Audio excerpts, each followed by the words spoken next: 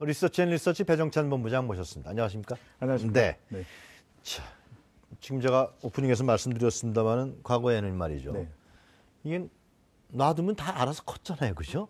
동네에서 이웃에서 그냥 알아서 컸는데요. 예, 네. 또 형제들도 많고 네. 누나도 있고. 어떻게 컸는지 모르겠습니다. 예, 근데 요즘은 그렇지가 않아요, 그죠?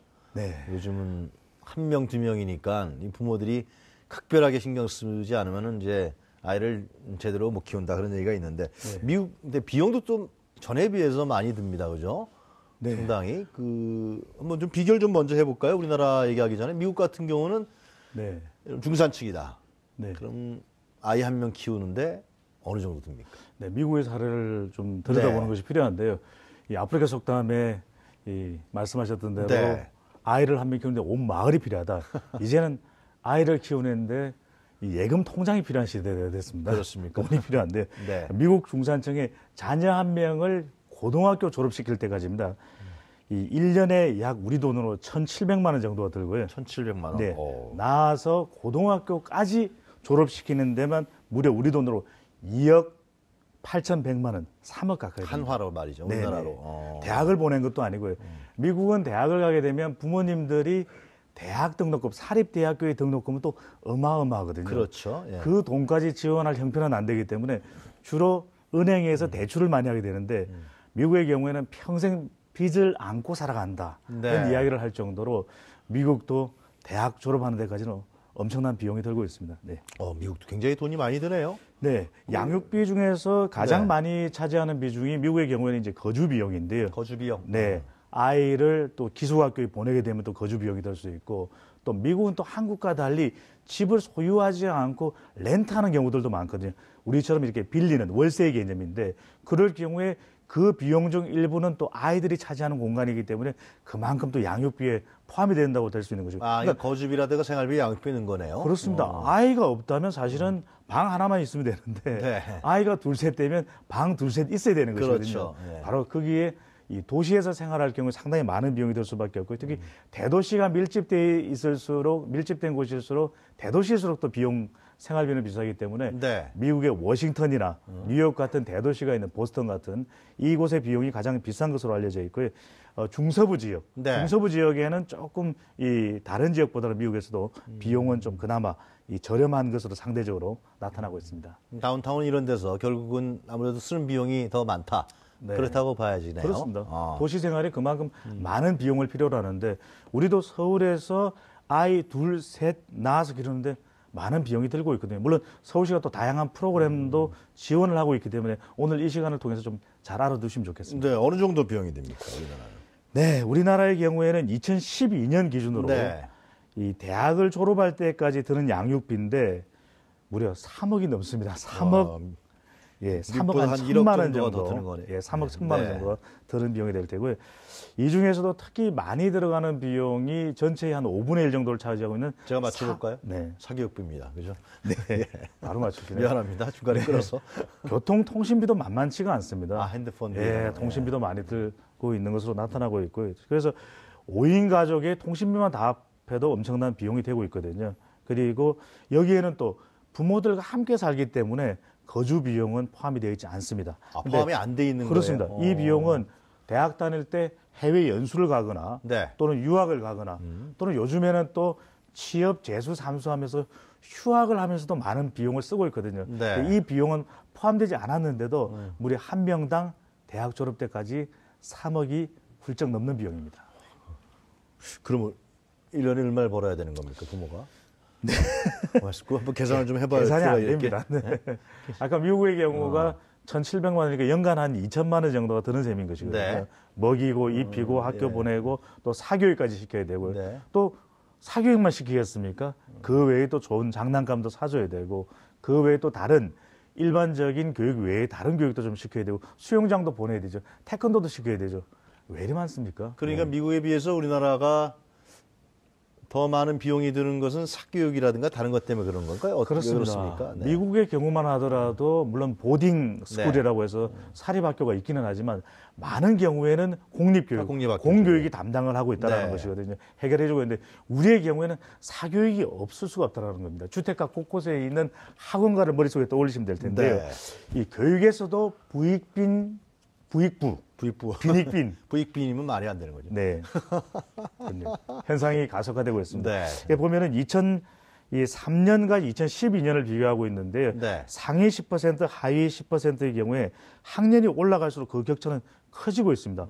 그래서 이 고등학교 학생의 경우에는 월 평균 하위 10%의 경우에는 이 2012년 기준으로 26만 원 정도로 사교육비를 쓰고 있는데요. 네. 놀라지 마십시오. 2012년 상위 10%는 무려 187만 원. 어이구. 200여만 원 정도가 됩니다. 그러니까 아이가 둘, 셋 정도 된다면 얼마나 많은 비용이 되겠습니까? 그러니까 한 명이 한 187만 원이라고 그러셨나요? 좀 아까? 그렇습니다. 네. 그럼 두 명이면 뭐 400만 원 가까이. 예, 상위 10%거든요. 상위 10%. 그러니까 국영수, 과학 다 시킨다는 건데 네, 이러다 보니까 이 교육이 그러니까 이제는 재력이 있는 사람들이 금수저가 더 금수저 교육을 시키는 참 안타까운 현실이 되고 있습니다. 네. 근데 또 어렸을 때는 이제 또 뭐 학원만 보내는 게 아니잖아요, 그죠? 그렇습니다. 피아노도 가르치고 뭐 아까 말씀하신 대로 수영장도 가야 되고 네. 여러 가지 그런 부대 비용들이 그거는 이제 미국이나 유럽 같은 경우는 지방자치단체에서 그런 부분들이 상당히 지원이 되기 때문에 저렴하게 할 수 있지만 우리나라는 그런 부분이 많이 약한 그런 거라고 볼 수 있겠죠. 네, 다양한 프로그램을 통해서 사교육이 공교육 공간에서 이제 해결되는 것이 필요하고요. 본질적으로 사교육을 어떻게 하면 해소하는 것이 가장 중요한 것이고 이것은 또 교육 정책과도 맞물려 있는 것이거든요.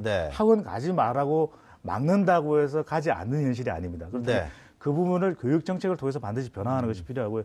다양한 또 특기 교육 이런 부분들에 대해서도 저렴한 이 공립 시설을 통해서 해결할 수 있도록 수영 시설 가능하지 않습니까? 각종 악기 교육 같은 것도 가능할 수 있는 부분인데 이런 것들이 지나치게 사교육에 의존하고 있다 보니까 부익부 현상이 더 심화돼 가고 있습니다. 또 어렸을 때 우리나라 같은 경우는 지금 무상보육 아닙니까? 하여튼 뭐 힘들게 예산이 잡혀서 나눠주고 있습니다만 하여튼간에 무상보육 시스템인데 그렇다 그러면은 아주 어렸을 때는 영아 유아라 그럽니까? 그 당시에 영유아라 그러죠. 영유아라 그러죠. 큰 돈은 안 드는 거 아니에요, 그때는요?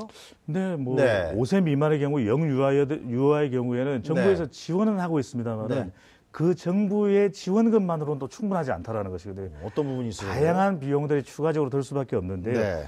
영유아 교육 보육의 지출 비용을 보더라도 이 2세, 3세 같은 경우에 10만 원대, 20만 원대, 4세의 경우에도 25만 4천 원, 2006년 1월부터 12월까지 이 평균 결과가 되겠는데요. 통계치가 되겠는데요.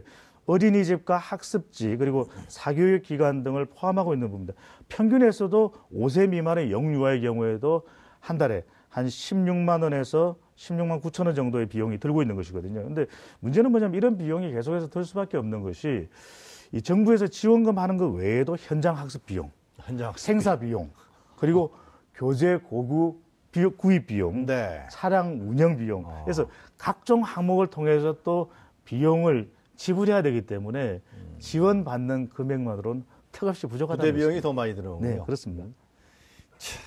그렇다 그러면 이게 어떻게 됩니까? 정부에서 어떤 정책들과 대책들을 세워나가면서 이런 문제에 대해서 해결 방안을 모색해야 되는 거 아닌가 싶기도 한데 어떻습니까? 그렇습니다. 이 장난감 비용도 상당히 비싸지는 추세고 그럴 수밖에 없는 거죠. 그렇습니다. 심지어는 30만 원을 넘는 그런 장난감을 누가 사주겠어요, 부모가? 뭐 사주고 있습니다. 왜냐하면 애가 왜 자식 하나밖에 없는데 사주지 않느냐. 다른 아이들은 또 다 가지고 있다. 우리 부모님은 왜 이래? 또 얼마 전에 이 돈 많은 부모를 둔 것도 뭐 실력이고 능력이다. 이런 망발이 있었기 때문에 또 이러려고 내가 자식을 낳았나. 진짜 자괴감까지도 느낄 수 있는 그런. 30만 원짜리 장난감 할부로 사주나요? 어떤 장난감인데 그래요? 글쎄요. 이거는 뭐 만화 이 캐릭터 또 상품이거든요. 상당히 또 비싼 고가로 팔리기 때문에 또 인지 능력에 뭐 발달을 가져온다. 교육적 효과가 있다. 교육적인 효과가 있는 장난감들도 물론 있는데 그런 경우에도 상당히 고가의 경우들이 있고. 그럼 부모들은 이제 마음이 약해질 수밖에 그렇습니다. 없는 거죠. 그러다 보니까 아이들 사이에도 사실 위화감이 있을 수밖에 없는 것이고 예. 어떤 부모님은 사주고 어떤 부모님은 사주지 못하는 현실. 네. 그래서 그런 장난감들도 저는 다양하게 빌려줄 수 있는 저가에 그런 시설들이 있기는 합니다만 충분하지가 않다라는 것이거든요. 그렇죠. 그 장난감 샀다가 뭐 1, 2년 얼마 쓰는 있으면 것도 뭐, 아닌데. 예. 그래서 이런 것들도 빌려서 쓸 수 있는 제도를 좀 이 공공 부문에서 해결을 해주는 노력들도 반드시 필요할 것으로 보여지고 네. 정부의 노력들도 다양하게 네. 제시되고 있습니다. 아주 상세하게 소개드리기는 좀 시간 관계상 그런데 네. 뭐 출산 입양의 경우에도 이제는 둘째, 셋째인 경우에는 세액 공제 폭이 또 확대되고 있고요. 네. 그 다음에 이 임신하기가 어려운 경우에 난임 수술비에 대한 부분도 세액 공제율이 의료비에서 더 인상이 되는, 그래서 출산을 좀 더 장려하는 그런 정책이 있는데 또 아이를 놓고 나면 정작 너무 많은 비용이 들기 때문에 네. 출산을 또 주저할 수밖에 없습니다. 또 출산 전후에 휴가를 가게 되는 경우에 이 급여 비용에 있어서도 그동안에는 좀 부족했다. 네. 경력 단절 여성에 대해서 충분한 보상이 되지 않는다는 이야기인데 그것도 이제 상한액이 더 확대되는 것으로 또 조정을 하고 있고요. 네. 또 한부모 가족의 경우에도 한부모 맞벌이 부부가 아니기 때문에 또 여러 가지 아이들 양육비가 많이 들 수밖에 없는 것이거든요. 이런 경우에도 인상폭을 크게 하는 등 또 쌍둥이 우리가 또 삼둥이 알고 예. 있지 않습니까? 방송에서도 많은 화제가 됐었는데 네, 그런 경우에도 더 많은 네. 지원을 해주는 것으로 나타났는데 아직까지는 그렇습니다. 이런 지원만으로 또 새 아이를 키우기에 내 아이를 네. 키우기에는 많이 부족하다는 것이죠. 네, 네, 잘 알겠습니다. 오늘 말씀 잘 들었습니다. 감사합니다. 감사합니다. 네, 지금까지 리서치 배정찬 본부장이었습니다.